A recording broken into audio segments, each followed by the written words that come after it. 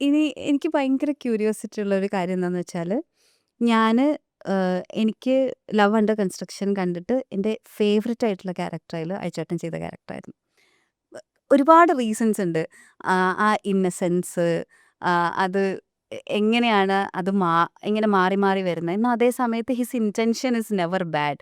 അപ്പോൾ in a way കുറച്ച് complicated ആണ് ആ ക്യാരക്ടർ പുൾ ഓഫ് ചെയ്യാന്ന് പറഞ്ഞാല്.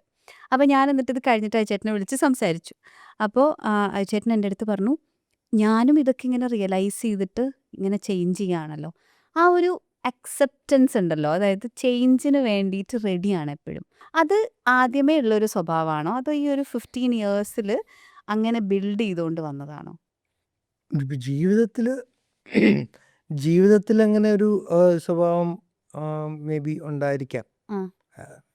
പക്ഷെ നമ്മൾ അതുകൊണ്ടായിരിക്കാം ഇതിൽ പറ്റുന്നത്. ഉം. നമുക്ക് അറിയാത്ത കാര്യം അറിയില്ല എന്ന് തന്നെ പറയുന്നതാണ് സേഫ്.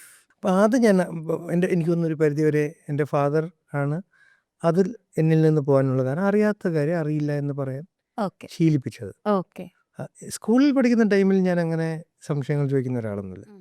നമുക്കിഷ്ടമുള്ളൊരു കാര്യമാണ് സിനിമ. അല്ലെങ്കിൽ ഇപ്പം ആക്ടിങ് ഫ്രം മലർവാടിക്ക് ശേഷം, അതിന് മുന്നേ എനിക്കറിയില്ല. ശേഷം അതുകൊണ്ട് തന്നെ അത് വളരെ പ്രഷ്യസാണ്. കാശ് ഞാൻ നോക്കിയപ്പോൾ ബാങ്ക് ബാലൻസ് പോകേണ്ട സമയത്ത് അങ്ങനില്ല. ഞാൻ ആ മൊറട്ടോറിയൊക്കെ എടുത്തിട്ടുണ്ടായിരുന്നു.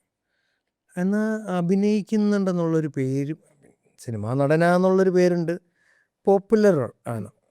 എനിക്ക് തോന്നുന്നു ഇനി അജു വർഗീസ് എന്ന് പോയി എനിക്ക് ഇൻട്രൊഡ്യൂസ് ചെയ്യേണ്ട ഒരു ചെയ്യേണ്ട ആവശ്യമില്ല. ആവശ്യം അങ്ങനെ കേരളത്തിൽ അറ്റ്ലീസ്റ്റ്. ഉം. പുതിയ പിള്ളേരെ എനിക്കറിയില്ല കേട്ടോ, 5 വയസ്സ് താഴെയുള്ള. പക്ഷേ അപ്പോൾ ഞാൻ നോക്കിയപ്പോൾ ഇത് രണ്ടും ഇനി ആവശ്യമില്ല. പക്ഷേ നടനാണോ നോക്കിയാൽ അതുമല്ല.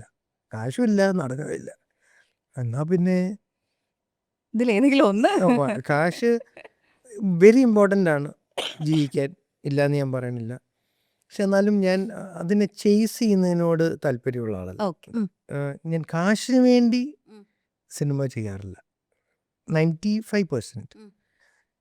അപ്പം നല്ല വേഷങ്ങൾ, അല്ലെങ്കിൽ അറ്റ്ലീസ്റ്റ് ഒരു 3 വർഷം മുമ്പ്, 3 വർഷത്തിനുള്ളിൽ ഞാൻ ചെയ്തൊരു കാര്യം റിപ്പീറ്റ് ചെയ്യരുത്. ഓക്കെ. ഒരു കൂട്ടുകാരനാവാം, ആ. പക്ഷെ അതേ ടെക്സ്ചറിലോ അല്ലെങ്കിൽ പാറ്റേണിലോ ഒരു കൂട്ടുകാരൻ ഞാനൊരു 3 വർഷത്തിൽ ചെയ്യുന്നില്ല. അതിൽ കൂടുതൽ നമുക്ക് പറ്റൂല. ഒരു 3 ഇയർ ബ്രാക്കറ്റേ അതെ പറ്റൂ, അതെ അതെ. അല്ലെങ്കിൽ നമുക്ക് വേഷമേ ഉണ്ടാവില്ല. ഉം. അപ്പം പക്ഷെ നല്ലൊരു റോള് വന്നാൽ മതി, അതുവരെ പോകാം. ഫാമിലിയുടെ സൈഡിൽ നിന്നാണെങ്കിൽ അങ്ങനെ ഉള്ളൊരു സപ്പോർട്ടുണ്ട്. പക്ഷെ ഇതാണ് അതിൻ്റെ ഒരു അതർ സൈഡ്. നമുക്ക് പഴയ ലക്ഷറി ഒക്കെ കുറവായിരിക്കും. പിന്നെ പക്ഷേ അങ്ങനെ ഭയങ്കര കുറച്ചും കൂടി ലക്ഷറി ജീവിതം അല്ല സംതൃപ്തി. എൻ്റെ. ഭയങ്കര ഒരു താല്പര്യപ്പെടുന്ന ആളല്ല. ആകെ ഉണ്ടായിരുന്ന ഒരു ലക്ഷറി എനിക്ക് തോന്നുന്നു മദ്യപിച്ചിരുന്നപ്പോൾ ഉള്ളൊരു, അത് പണ്ടാ, ആ. കോവിഡിന് മുന്നേ. വെള്ളം സിനിമ കണ്ടപ്പോൾ അതും പോയി.